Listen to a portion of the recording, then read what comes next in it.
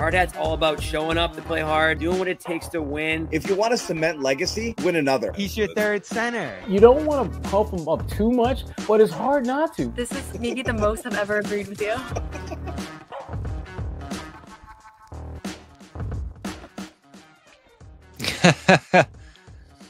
Not really that kind of vibe here, is it?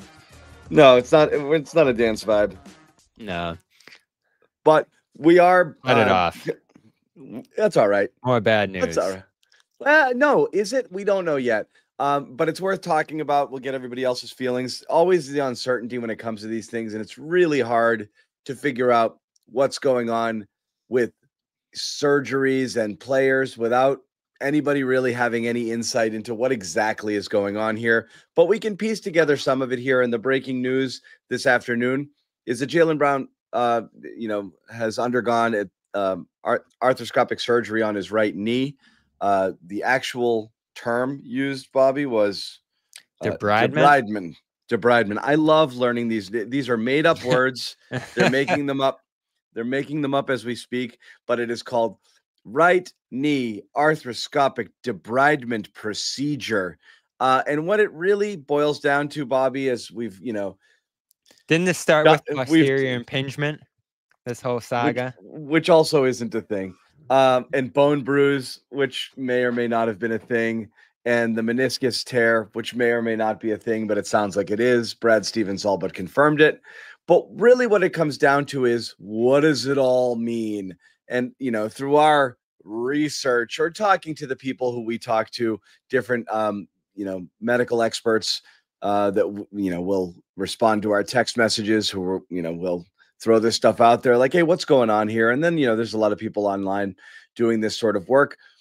The gist of it is this: it's probably more likely than not, and I'll put this up here from one of the doctors on Twitter who talks about this stuff, Jeff Stotts. Debridement suggests this is most likely a partial, it's basically a meniscus trim, meniscectomy. Meniscus injuries are all about location, meaning Brown's problem was likely unrepairable. So take that for what it is. These are always tricky. You have the repair or replace situation here. The repair or the trim. Repair or remove. Repair or remove, rather. Sorry. The trim oftentimes is not ideal because you can only trim away so much. This being Jaylen Brown's first surgery, it's not as big a deal, but if it happens again, there's less to trim away. Arthritis could develop. Once that happens, the clock starts ticking. So is this good or bad? We don't know. We don't know. The fact that he's young and this is his first such procedure trends towards good. The fact that this could be the beginning of a lot of other problems, which we don't know, trends towards bad. So what's your read on it, Bobby? Yeah, I think this became increasingly likely in recent weeks, right? And Noah was on the ground there a couple of weeks ago where he said that he was thinking about the surgery and weighing all the options, and obviously got a variety of opinions through this process. We were there on Friday at his most recent appearance, and he's been optimistic about the outcome for this thing, as he has been throughout. But as you mentioned, John, a lot has changed throughout this process in terms of what we've heard about it. And he said going into that Knicks series, he was nearing 100%. That obviously wasn't the case. I still don't really understand his and Brad's comments about everything being structurally sound here. I think that's just verbiage here. Is it technically true? Maybe, but obviously there's something going on here. And he has said a lot throughout this process that obviously you have the tear here, the partial tear, which, back to your point about repair versus remove, repair is not always possible and not always necessary. So this could have been a situation where they just need to clean it up. If there's no arthritis, that's fine. And then you move on to the season. I think the recovery period here, from what I've gathered, is, a couple months at max. During the season, a guy, as we saw with Rob Williams, would come back in a month, maybe, just to try to get back on the floor here. So, a repair probably would have taken him into the season if it was possible. Again, we don't really know if that was feasible here, given the location of the injury and some other things going on with it here. But the good news with a surgery like this is, as the Celtics announced, he'll be ready for next season. The bad news is if there is some arthritis associated with this thing, and again, we don't know. He's mentioned a couple of times through this process that there's a lot of stuff going on here. That makes, some people I spoke with wonder, is that part of what's going on here with the knee? So again, we don't know that for sure. That's the concern when you hear meniscus. And again, a lot of people got pissed at me, John. When I heard meniscus after the season, when this news first broke, I was like, this is devastating, because we're sitting there on that day before the Knicks series hearing everything structurally sound. He's nearing 100%. And I'm like, whoa, this is amazing news. Like, we had concern there could be a meniscus tear here, something he's playing through, and he's fine. He's good to go. He's already healed. And then a month later to hear you're undergoing surgery for meniscus, not ideal. Now, is this the end of the world? Not right now. But it was his first knee surgery. Meniscus can be associated with some other issues here. And a repair, obviously, if possible, is the best, most viable long-term option to solving this injury. And whether they didn't go with that because of the timeline for something like that, or because it wasn't possible, obviously, I'd imagine the second wasn't. Second is the more likely answer there, given how much time he has right now. I am a little concerned. You just don't like to hear meniscus, John. You just don't. Yeah. Again, if I go all doomer gloomer here, it's everyone will assume it's just me being negative for the sake of being negative. It's not. We don't know, so there's no point to go overboard with it. But we do know that it's a common injury and people get it treated all the time, and you see people coming back.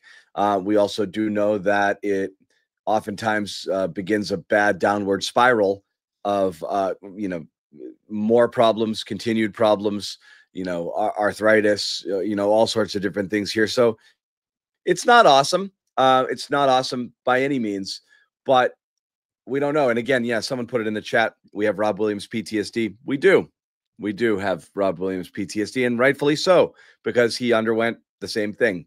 First time he hurt his meniscus and had to have multiple procedures just to get himself back on the court, and didn't look like himself really ever again, which sucks. And so we don't know that. What we do know is something was wrong. It was necessary. I don't know why we spent time. Here's what we don't know what's going on forward.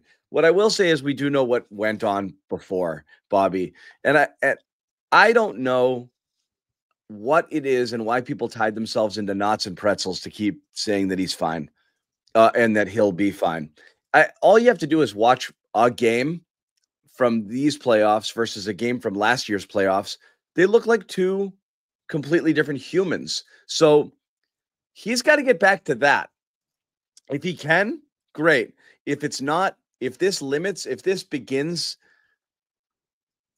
if this is beginning of the end, which is to say he might have some problems down the line as you get older, and we get it. That happens. That's part of playing in the NBA. It's a difficult sport, particularly on the joints. Guys are going to run into issues, but I don't know why we spent time talking about anything other than this injury literally being the end to their season this year, which it essentially was. He just wasn't the same guy. So he's got to be that guy. He's got to be that guy if this team next year is going to be competitive.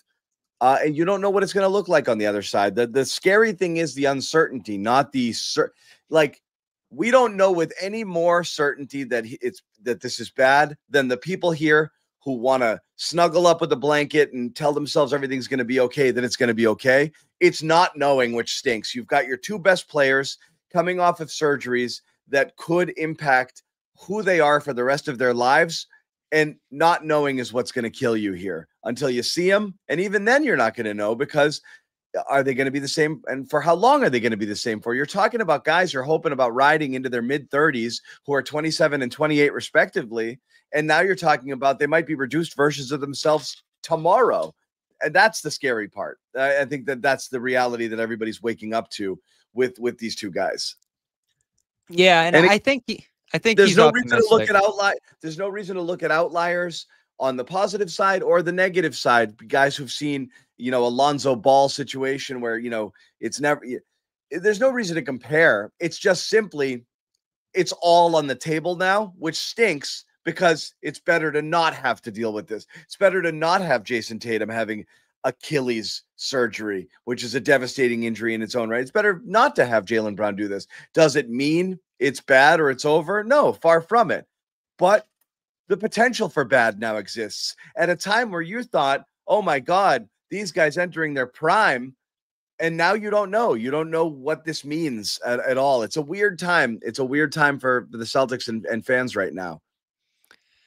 Yeah, especially with this injury. The nature of this injury is complicated. And you hear partial tear, it sounds less severe, but given that surgery proved necessary here, and again, John, lots of opinions, lots of time taken here since the season ended. We're about a month out from Brad saying that it was going to be rest, right? And Jaylen hoping that that would be the case as well. So that obviously wasn't possible. And we know there were complications, right? Like the movement was limited, the athleticism clearly limited as well. He just couldn't move the way we're typically seeing from him. So listen, I know he's optimistic right now. I don't think anyone can totally know until the recovery process concludes here and you get back on your feet and see what you're capable of at that point. If this was a peripheral tear, usually this would go well. If it's something more complex, there's some other things involved, that's where you run into trouble. And I keep going back to something he's mentioned throughout this process that doesn't make me feel great, is that there's a lot of stuff going on here. You know, whether that means like other parts of his body that he was dealing with injuries with throughout this season, or more stuff going on with the knee here, which is my concern. We'll see what ends up happening there. But all I keep going back to is that when I hear meniscus, just because of some of the worst outcomes we've seen from players who have dealt with this, maybe not with that first injury, but subsequent injuries, or just dealing with an overall level of pain and, you know, bone on bone, that sort of stuff. Once you get down to that, that stuff's all a struggle, especially for guys who rely on their athleticism, guys who play with a level of burst and leaping ability and all these different things we see from Jaylen. I mean, I don't know what the direct comparison is to Rob, John, because I think that's what everybody's thinking right now.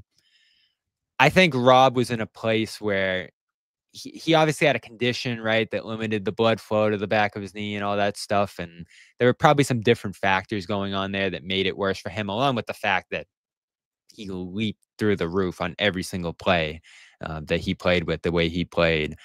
So I don't think it's a total complete comparison. Maybe the nature of these injuries were different too. But there was just so much complication after Rob's surgery, and there really never, it really never went away after that. So I think that's what you start fearing with something like this. But again, he's optimistic. Sounds like the surgery went well. And again, lots of opinions here. I think this is something he was trying to avoid, and you can still treat some ongoing pain, some ongoing issues that come up going forward with injections or whatever it might be here. So I think all we can sit here and say right now, John, is we just don't know. And I think that's your big point too, right? Like it could be fine. Everything could be all set for next season, given the amount of recovery time he has right now. Or it could be the start of some diminished returns here from him playing wise. Now, I thought he handled it decently. Looking back on how he played through it, looking back on how he changed his style, I don't think he has a lot of regret for playing through it. And again, I think the sense was that looking back on it, and obviously now that he's undergone surgery here, I don't know how you feel about it now, John, but I don't think rest ever was going to totally alleviate this. Maybe it would have helped. Maybe it wouldn't have hurt. But obviously it wasn't the solution to this thing. No. And again, once we heard toward meniscus, it was really a matter of, you know, and again, I know Noah had said, you know, and you guys spoke to some doctors who are like, everyone's got partial could mean a million things. Everyone's got a little bit of something going on, especially athletes that play a sport like basketball, where there's just so much pounding and, you know, high impact, and just the way, you know, the way that they are. It's a very taxing sport on the joints. for those guys. So it wouldn't be abnormal, and maybe there's just other stuff related to it going on that is really more the issue that's causing the discomfort. So we don't know. One big note I got here is that you mentioned bone bruise. Arthritis could be what's causing bruising. Yeah, from what I've gathered. So again, that's what you would fear here. We don't know if there's arthritis associated with this, but there's reason to believe it potentially just based on the symptoms and again, his comments about other stuff going on here. Yeah, I mean, and that's what it is like the cartilage between the bones goes away. And they're rubbing against each other. And you're shaving some off in the surgery. That's the bone bruise situation. And again, that's the layer there. And that's the danger is you remove some, it's not the worst thing, but it is, you're taking a portion of that away. It gets the player back, and we talked about this as the quicker thing, but you can't do this a lot of times. And if there's continued discomfort, there are fewer solutions down the road with it from everything we've read and everyone we've talked to. It's the shock absorber. That's what kind of keeps things going. And when you talk about people being bone on bone, it's no cartilage left. And so when you're literally willingly removing it to alleviate pain and discomfort because of a tear to repair that situation, you're creating potential problems down the road. And, that's it. You'll be holding your breath a little bit there with that stuff. Really, I guess, part of what this comes down to now is whether or not this increases the likelihood that Jaylen might be traded here, which or decreases the likelihood because people might view him as damaged goods. I don't really know what that means or even know whether or not he's on the block. What I do know is there's a lot of speculation about a lot of people. You're not hearing Jaylen's name come up a lot. No, which I don't think matters a ton. I think what's obvious this summer, and I think that's been reported as well, is that everything's on the table. You're hearing values for all your guys. You're weighing a bunch of different routes for this team, and we've done it here, right? Full tear down, reset, rebuild, thread the line a little bit, do some stuff, keep other stuff, or try to keep as much intact as possible here. And I think you don't decide a lot of that, right? Like, I think if someone blows you away with an offer for Jaylen and it's number 2 pick, several good young players, that sort of thing. Let's kick that around in a minute. Let's kick that around in a minute because again, we're going to do more on this tonight. But first off, we do want to tell you about our sponsor here at the Garden Report. Of course, it's Prize Picks Basketball Playoffs. Good a time as any to get in on the action and a shot to make some real cash with Prize Picks, America's #1 daily fantasy sports app. All of North America here. You see the promo here on the screen. New users, you download the app, play 5, get 50 instantly in your account. Once again, download the app. Promo code CLNS, get 50 instantly in your account. And what do I like? I'm looking at game 3 tonight, Bobby. I'm going to throw it up there. There's some things that I like. I got to tell you right now, Jaylen Williams is a free square. You see that number crossed out there, what that means? The 21.5 is down to 0.5. I am going. Also, I only do more. I don't like doing less. It's like going to the craps table and betting. Hey, that's coming up in Vegas, John. And saying to people to crap out. No, I'm more. I like rooting for things to happen, not for things not to happen. So Jaylen Williams, that's a gimme. 0.5. Tyrese Halliburton, I know a lot of people talking about he needs to be more involved in the offense. I think that happens organically. Tyrese Halliburton's not the type of guy to put up 20, 21 field goal attempts, but I think he's going to be more involved offensively here as it shifts to game 3 back home. So sounds like he's dealing with an injury, which is concerning. 17.5 more, and we'll see what's going on with him. And this is a Green Goblin play for those who don't know. The payout is a little bit less. It's a safer pick, but Alex Caruso, 5.5. I'm all over that. That's my 3 play here lineup for Prize Picks. Jaylen Williams, the freebie. Caruso, the Green Goblin play again. It's almost a gimme at 5.5, and then Halliburton more. I do think he's going to have a good game tonight. So again, once again, check it out. download that Prize Picks app, new users right now. Promo code CLNS, play 5, get 50 instantly in your account. What time is it, Bobby? I'm just kidding. That's a different promo. Yeah, I got confused for a second. Prize Picks, run your game. Run your game, and that's what we're going to do. So we'll ask about it. Oh, and I do want to let people know right now, there is a live Garden report after the NBA Finals. We will react to this. We'll react to the going Jaylen live surgery. Twice today. We're going to go live after the game because that's what we do. So again, tell your friends, tell your neighbors. After the game, we're going to do a little post-game show, talk about the game, talk about some Celtics-related material. I know a lot of, Celtics fans, basketball fans. Hopefully we'll have a captive audience there. And we'll kind of talk about everything that's going on here. So let's throw it in there. Does it increase or decrease the likelihood of Jaylen Brown being traded this offseason? I don't know if it increases the likelihood in terms of the Celtics perspective, but I do think it decreases the likelihood that people are going to want a piece of Jaylen Brown here, knowing what he's potentially dealing with. I'm sure medicals would be involved here. That being said, people can talk themselves into anything. You had a team trade for Kevin Durant while he was on the shelf for an Achilles tear, which a recovery for that is far from assured. I do think this is a far less risky injury. I think the assumption is that Jaylen Brown's going to be a Jaylen Brown again when it's done. You just don't know what else is going to happen down the road with him. But he's a 28-year-old superstar, and you're talking about how many teams now are in there. I mean, you have a Shams report here recently, Bobby, that has about 6 teams in the Kevin Durant sweepstakes. And granted, he has an expiring deal, so it's a little bit different. You got a bunch of people supposedly in on Giannis. If teams are superstar hunting this offseason, it's hard to believe that people aren't going to at least check in with Brad and see what's going on here.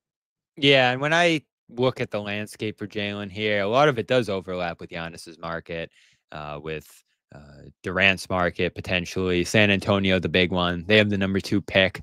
I think, as I mentioned before the read there, that's the thing that makes you start thinking, if that's on the table for Jaylen potentially, along with some good young players and assets beyond that, that's where you start getting into being blown away, right?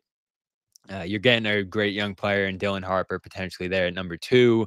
Devin Vassell is a player I like there in San Antonio, and they have some other future assets as well from Atlanta, and even their own future picks there. They also own your pick, John, which I think is interesting here in 2028, the pick swap.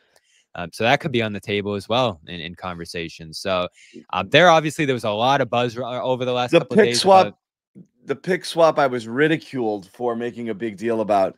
The Celtics are going to obviously be good in 28. What are you talking about? Really? Right now, what do you think the Vegas odds on which team's going to be better in 28, the Spurs or the Celtics? It's got to be back by then. It's got to be 80% likelihood that the Spurs are going to have a lower pick in that draft. I mean, Wembanyama, Fox, feels like they're going to get someone over the next 2 summers here. So yeah, they're going to be in a good spot, you would think. But does that make you think about moving on from Jaylen? A package like that, Houston to me is interesting because I think there's a greater likelihood the Spurs stay patient. It doesn't sound like 2 is super likely to move for Durant, for Brown, I'd imagine, in those talks. So 14 probably doesn't move you as much, in San Antonio's talks there. And again, Vassell is not Jaylen and doesn't project to be Jaylen. So that's where that conversation ends to me. Houston, again, what I want to make clear here, John, is I don't think the Celtics are going to move Brown unless they're absolutely blown away. So what's blown away from a Houston perspective? Thompson, their number 10 pick. They have future Suns picks. Could a package like that start to blow you away a little bit if you're Boston? Several young wings available there as well.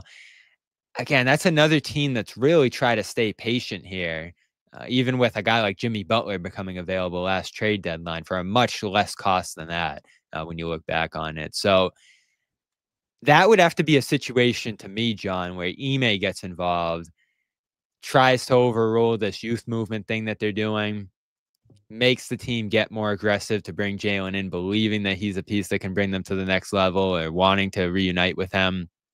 That's where I see something like this changing. But I've said it several times on this show. I think their ultimate belief, their ultimate goal at least before this Tatum injury, I don't know if something has changed here, is to make this thing work around Tatum and Brown. And so again, just given the situation you're in right now, you're listening to everything. You're assessing every possible route here, and moving Jaylen has to be one of those things that you consider. But is it more or less likely now after this injury? Just given the fact that you'd have to be blown away to move him, I think it's less likely that you're blown away here by some team. So just like I feel with Porzingis, move forward. There's no rush to do something like this. There's no urgency to get a deal done if it's not going to be in your best interest long term. And moving Jaylen to me is something beyond all these other possible moves that you don't want to be frivolous about doing. Because let's say it's a great piece coming back that you really like, and it just doesn't work out. That's obviously possible with the number 2 pick even, or some of these young players we're kicking around. Thompson, I know you love, John. It's not a sure thing that he's going to become an all-NBA level player here. So to me, it's slightly less likely that Brown moves after this, but I already think it was fairly unlikely anyway. I'm interested to hear what Noah thinks about that tonight, and Jimmy, obviously, but that's where I'm at. Where are you? And like I said, I don't play likely because I don't know Brad's You're mind. asking the question. No, meaning I don't play likely, meaning I'm not, I know what I would do. Yeah, but no, you already don't know what Brad's thinking. But I don't know what Brad, so I don't like to play both in both directions. I think fans are the worst with this. They would never consider trade. You don't know that, and I don't know that they would. So I hate that game.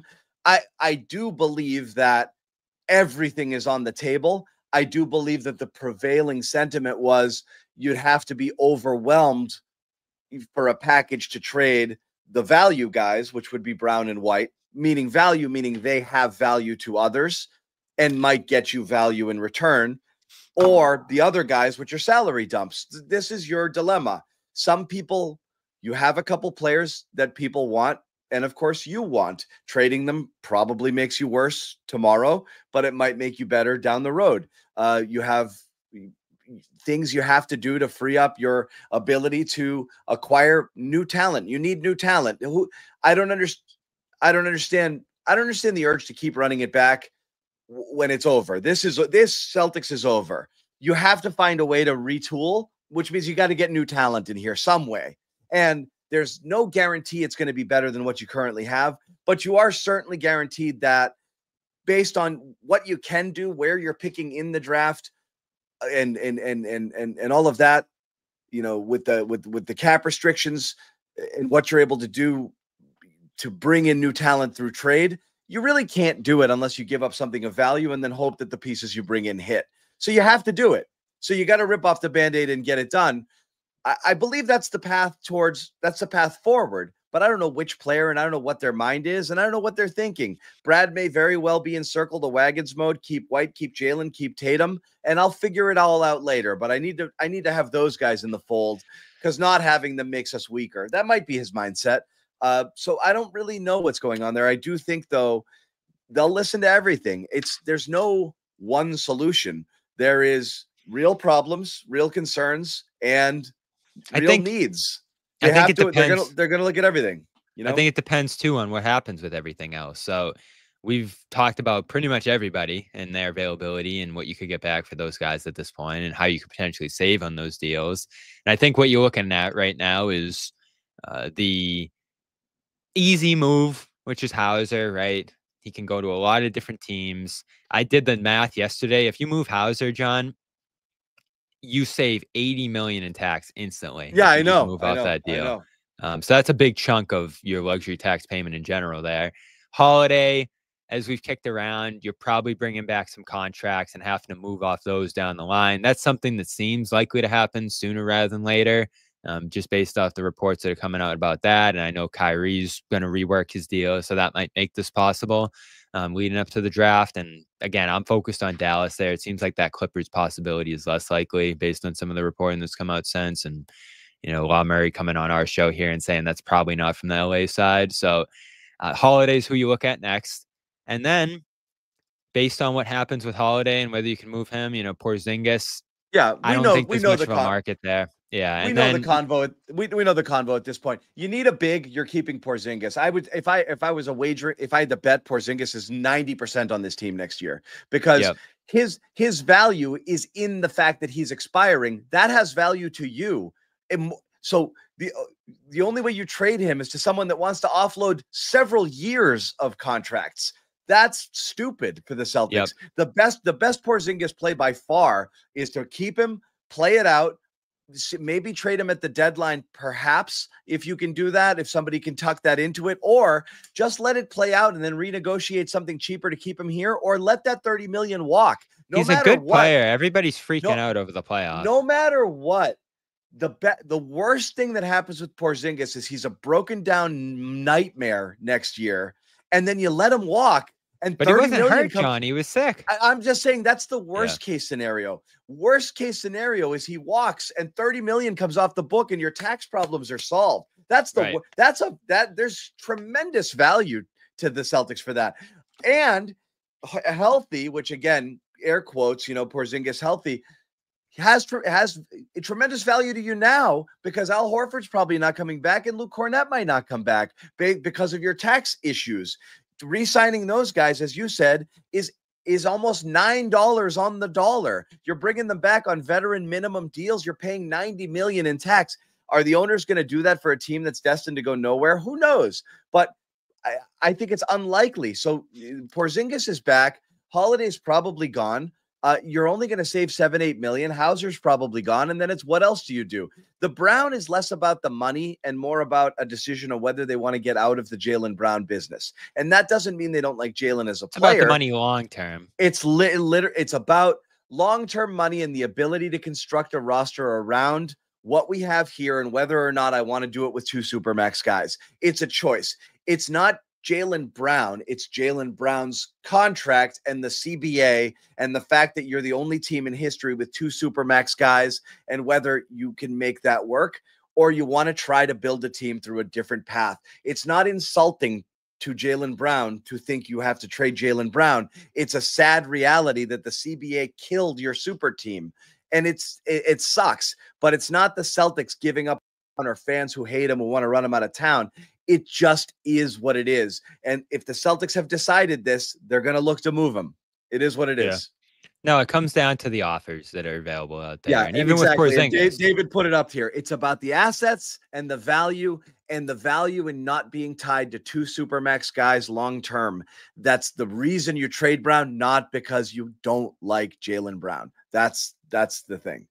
Yeah. And so if it's modest offers, even if it's not the greatest season for him this year, and I think there'll be some ups and downs. I think especially early, it'll be an adjustment period shifting toward building around Brown and having him run this offense. You're still going to have modest offers a year from now, I'd say. You're still going to be able to go out and get stuff for Jaylen Brown. I don't think, barring a disaster this year physically. Oh, God, Bobby, I don't know. That's the risk, right? Like, all of a sudden, when someone that's a risk with any of these guys. I know, especially when look, you know how this you gotta get if you know that you're gonna do it eventually, it's better to do it now. You don't want a Bradley Beal situation, where it's like this albatross, untradeable contract where Brown isn't himself or the injury lingers or he has a recurrence and all of a sudden it's nope, not touching this guy. And you're dead for 5 years. Well, that's what they know, right? Like, we don't know how bad this could look going forward, physically or just from a productivity standpoint. And they have all the numbers. They know what his productivity is. They know what this looks like building around him potentially here for some amount of time. And again, the timeline's important here too, right? By the time Tatum gets back to being close to Tatum again, which I don't know, does that happen early the following season? Does that happen late the following season? Just getting back on his feet if he is going to miss this entire next year. And I heard Mannix talking that it just doesn't seem likely he's going to be back this year, regardless of how it goes. Just from a precautionary standpoint, again, we're so early in that recovery stage. I don't think anyone knows that yet, but let's just rule out next year for Tatum. Say that he's not going to be Tatum until some amount of time into that following season. Yeah. Brown's approaching 30 at that point. Derek White, who we haven't mentioned, Will be into over his 30. 30s Yeah. at that point. Yeah. So that's a factor here too, is what's going to be the best version of this team when Tatum's back? And then you're also wondering, is Tatum ever going to be back to who he was I know. previously? And Brown's some I know. hedge against that. Yeah. Which is a big reason I want to see him stay here. Yeah. What I think is like, I do think fans sometimes like these are dark days. Like you had it, like you're right. And throwing this up there, David, and we're glad Danny did this. You're worried about proven guys would have traded for AD in 2018. I don't know that Brown and a package was getting the AD trade done, but you're talking about Jimmy Butler was a situation, the Kevin Durant situation, always with Jaylen Brown being lumped together into a trade for another superstar. And yeah, they kept him, and that was better ultimately. And I will say, anyone out there, you can support the Garden Report with super chat donations. We do appreciate those every time you send them in, but you're not obligated. We're still going to put up your chats and talk about your stuff no matter what, but we do appreciate them. Thank you very much. So, with the Brown situation, I don't know. We're going to keep spinning our wheels with it in terms of this stuff, but I really do think that fans were right for the long term of hold on to assets, right? Rather than always trade. The trading Jaylen up for a superstar, I always thought was, I'd rather hang on to the younger players, and they did it right? They got there with these guys, and now you've seen them, 8 and 7 years of each Tatum. That was going to be the case when those guys were in year 2 or year 3. They could have easily traded up. They did not, which is great. I always thought the Brown thing, Bobby, I've been saying this for 2 years, is the trade down. You trade him for parts. A player, I mentioned Halliburton a couple of years ago before he came Halliburton. A lot of these guys, before they become the next big thing, that's how you reload and you reset. When your guys are getting expensive, it's just going to be hard to keep a team together. I'm surprised people are surprised by this. You paid everybody $35 million or more, plus 2 Supermax guys. What do you think is going to happen here? You've got a bunch of older, aging superstars, no young up-and-coming talent. It's not a long-term sustainable plan. You have to now do it on the fly. You have to make serious cuts, and you have to take a step back to take a step forward. It has to happen in some form or another. The Holiday and the Hauser stuff is just getting worse to save money. The only way you can get better is to trade something of value. You got to decide what that is, and if you're going to do it. I don't understand what holding on to White, Tatum, and Brown to see what it looks like in 2 years means when you don't have anything to add to them. I don't get that. If you happen to, however, go through a mini tank this year naturally, not because you try to, and find yourself at the top of the NBA draft next year and can reload with a superstar caliber player to add to Tatum, all of a sudden the equation changes a little bit. But if you're going to be picking mid to late first or deep into the 20s like they have been every single year at the end of the first round, the chances of being able to bring in enough talent to lift up the rest of the roster to really help these guys. No, you're in Peyton Pritchard, Baylor Shireman land. Those guys are nice players. Those are hits down there. To get that type of value of a Pritchard at that point in the draft is phenomenal. But you've got to find a way to get more here. And I don't know how you get it unless you trade somebody. So it's not a great spot to be in. No, definitely not. Yeah, because you could potentially get stuck in the middle next year, which guys, we do have superstars. Everyone's going to be, when Tatum comes back, if you're hanging on to Holiday, Porzingis, White, everyone's in their 30s, and it's not that they're clearly turning the corner past their prime, but also they're expensive. You can't put people around them. You're either paying $250 million in tax or you're dumping them for nothing. Like, what the roster looks like after this year, if you don't trade Brown or White, is going to be a little yucky. It's not going to look great. Yeah. And that's why I more and more start to think about the White outlook here, because just based off, what people are saying who are in the know and all of that, you hear his name come up, and that's obviously a guy, whether it's now or close to the trade deadline, who could get you a potentially enormous return here relative to what he's giving you and what his timeline is and all that. And that's tough, right? You're already looking to move on from Holiday here, it seems like. And then if you move on from White too, you're just barren in the backcourt now and into the future. So that's not something you prefer to do, but it goes back to your conversation, John, about what you might have to do here. And I was looking at their draft workout list yesterday. Not that this is directly related to that or influences it at all, but I did find it interesting that they're working out all guards effectively, which makes some sense, right? They might be moving off a guy here.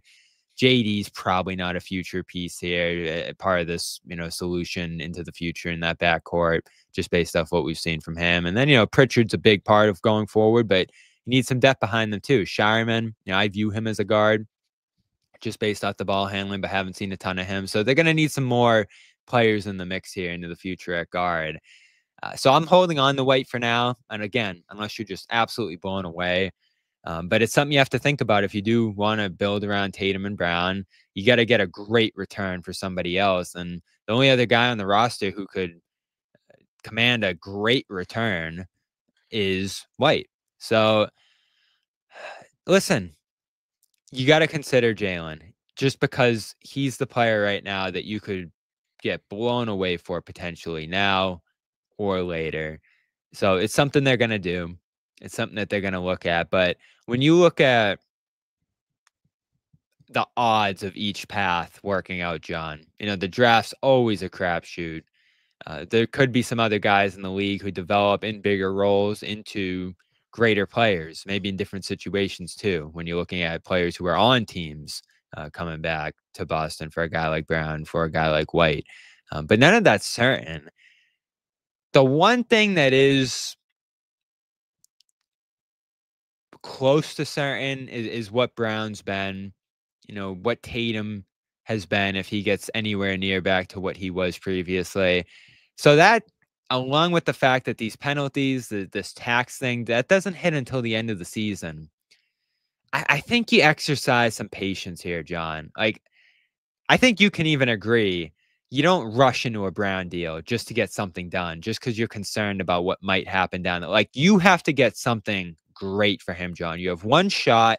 If you screw it up and he goes somewhere else and he's amazing and he's leading that team to, winning and all that, and you just have some mediocre guys or a pick that doesn't, that's going to look awful, if you make a move like that this summer hastily. So again, you're in a tough spot, but you're also in a good spot. And Brad said it at the exit interview, and I actually agree with it. And maybe it's just a leverage point. It probably is, but you have good players right now. You really do. Is Brown beat up? Yes. Is Tatum out for a long time here? Yes. Is White getting a little older? Certainly. Even Holiday, like, we see where that one's going. But all of these guys are under contract. All of them are valuable players individually for a team. You're going to get a ton for all of them, not necessarily. But you can't just give up any of these. Holiday's a little different, right? Because he's signed for so long and he's getting so much older. But none of these other guys you got to just give up or move on from or rush anything with. So I think you have to exercise some patience here until you get exactly what you want, until you're feeling good about what's coming back to you. And right now, I don't see a return like that for Brown. Do you? No, I don't. I do think this is where you're stuck, right, Bobby? It's the does it have more value to you than what you're going to do, here? If you're getting nothing, not future firsts, future pick swaps, current firsts that are in a position where you might be able to draft somebody of impact right away, and you're just taking on other people's money, and not getting a lot. It's not great. But if you, again, I've always said this, I do believe that there's a lot of teams out there that want to take that superstar shortcut. And all it comes down to is one team believing that Jaylen Brown. I think that's definitely possible.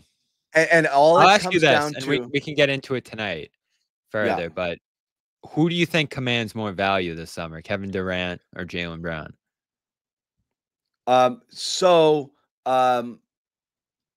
Durant is expiring, so that's a team that wants something right now, and then you can decide what you're going to do with him down the road here. Brown's a bit of a riskier commitment because you have to lock in for all of that time. But then Brown is also 9 years younger, 8 years younger. So I don't really know. I think Durant makes sense because maybe they think he can be had for less there. I don't know. Potentially. Yeah. I mean, I think it's possible you could trade 14 Vassell and Johnson for Durant if you're San Antonio. You have to something like that. Yeah. I do think if you're looking at a situation where it's Brown, and you're getting, look, I think if San Antonio is offering the 2 pick plus something down the road, plus a couple of players that you think are good, and you can good enough, and you can recreate Brown in the aggregate, with a couple of those, you'd have to consider. But the problem is if you're Vassell, it just signed a massive extension. Again, he's in the $25 million range, but you're going to have to take on other contracts too. You got to be able to get out from some of them early, right? So you got to take some stuff back that you can clear within That's a why year. you might bring back Harrison Barnes instead of Keldon Johnson, potentially. Yeah, exactly. You got to be able to clear something there eventually. And then Vassell at $25 million is a bargain, for a few years from now. He's not Jaylen Brown, but it's a good player, and you're getting a quality player in return. That's something you have to think about, but those are just names that are thrown out with people doing math. I don't know how one team values from a value standpoint, versus another. They've clearly said Stephon Castle is not available in a Giannis trade, so I don't think he's available in a Jaylen trade. So again, I don't know what it looks like. But you definitely want to load up on some picks, and nothing's going to be better. Any team looking to contend here, you're not going to get any better than what the Spurs have this year with a number 2 overall pick in a draft where there's no consensus number 2 player. Where in a different year, the number 2 pick this year might be the number 7 or 8 or 9 pick in another year.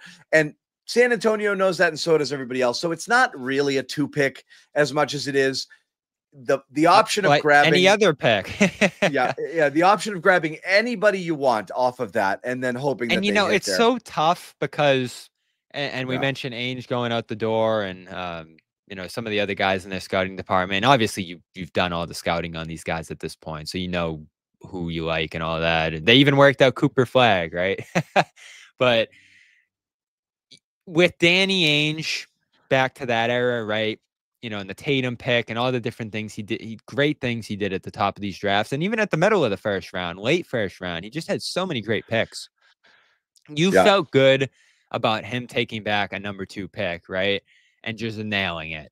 And all of a sudden, boom, it's on. You got your guy. Maybe it's not the guy anyone's even thinking about at number 2, but he and that scouting department and everyone else who was there then just nailed this pick. And all of a sudden, boom, it's on. You got your whole next era getting started when Tatum gets back and this guy gets to ease into it. And, next year, maybe you're picking high again. You felt great about that back then. Not to knock their front office right now or Brad's drafting ability or anything, because they haven't had the opportunity to do it, right? They're picking in the 2nd round and 30th and just these impossible positions. But this is a newer front office, a different GM in Brad, a guy who hasn't made many major picks. If you're moving up to 2, a pick you have to have at that spot. And again, who knows? Maybe you're listening to offers for that and move a little bit back after that and get some long-term capital and additional picks out back beyond that. Maybe that's more of a long-term play at that point rather than a do or die number 2 pick. But if you do hedge your bets on number 2 turning into something in exchange for Brown, again, Vassell's a fine player. He's not going to be Jaylen Brown. Some of the other stuff you could get back from San Antonio is probably not going to be Brown.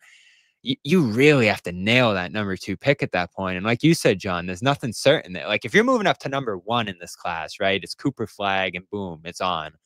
But number 2 in this draft, it's probably Dylan Harper. There's some other guys people make arguments for at that spot. Those guys are mostly, guys who, like Brown and Tatum early in their careers, have the ball, do a lot with it, have to figure out the other stuff over a long period of time.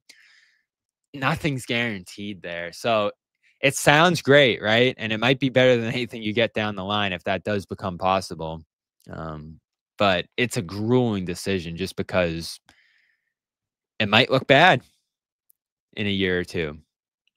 So I don't know. It's so tough, John, right? Because we know the money situation.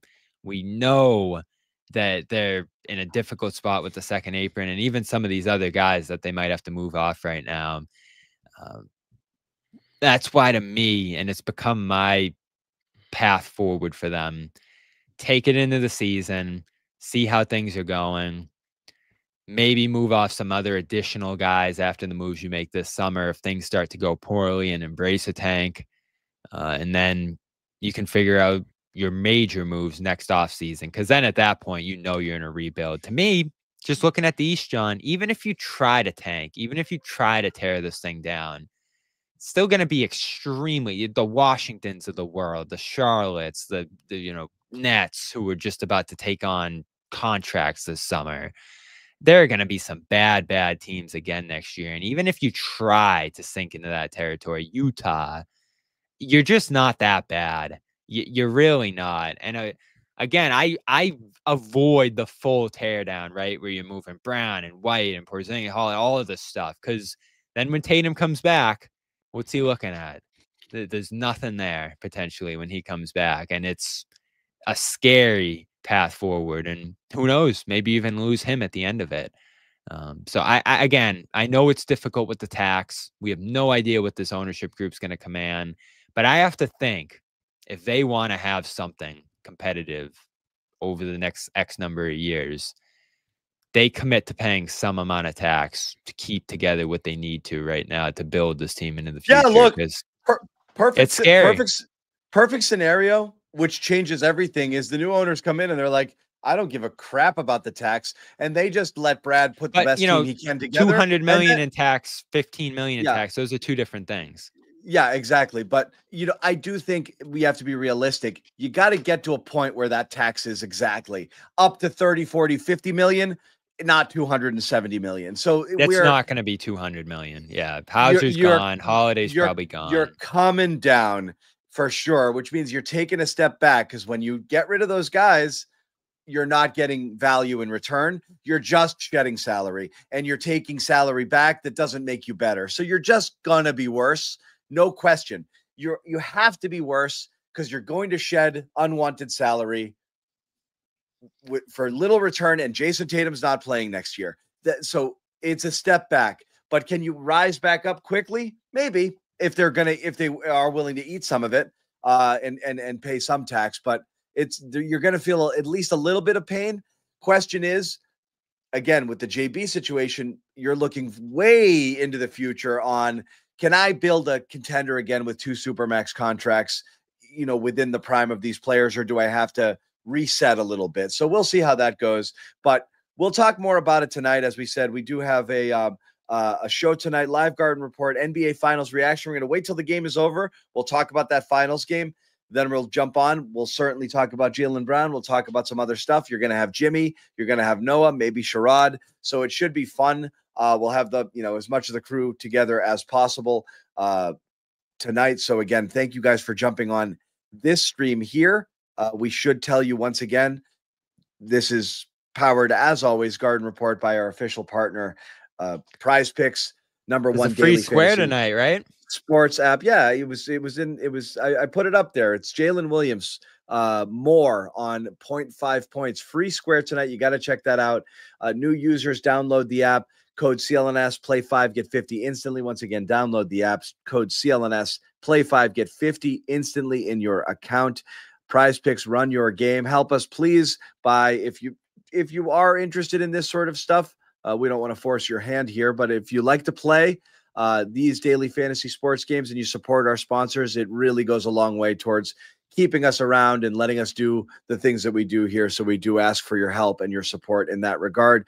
And as always, we are, as you know, a proud member of the CLNS Media Network. For those of you here who watch us, please subscribe to our YouTube channel, where you find all of our garden reports and all of our live programming. Subscribe, turn on your notifications. That'll let you know when it's, when we go live, when new videos drop. All of that stuff just keeps you plugged in. It's not just Garden Report.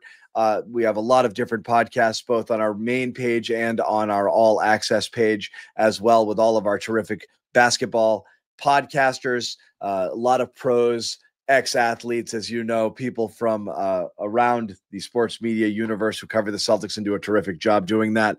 So please subscribe to that as well. In the meantime, we're going to peace out. We will see you guys after the NBA Finals. What's tip-off? 8:30 tonight. 8:30 tonight. So look for us around 11 o'clock. We'll be up here and we'll be talking and we'll be doing our thing. A lot of the same convo, but fresher perspectives as we get Jimmy and Noah's takes on it as well. And we want to hear from you guys also. Thank you guys for hanging out with us. For Bobby Manning, I'm John Zannis. We'll see you guys later. No tonight. one's sneaking a vegan brownie by me, I'll tell you that. Okay, you know what, John? We're going to do it. You have to feel that way too, Bobby. I have to feel that way. Let's Yeah. fly Al over and make Luke your first center. Bobby, we gave you Luke hour early. We're not going to end this on a damn conversation about Luke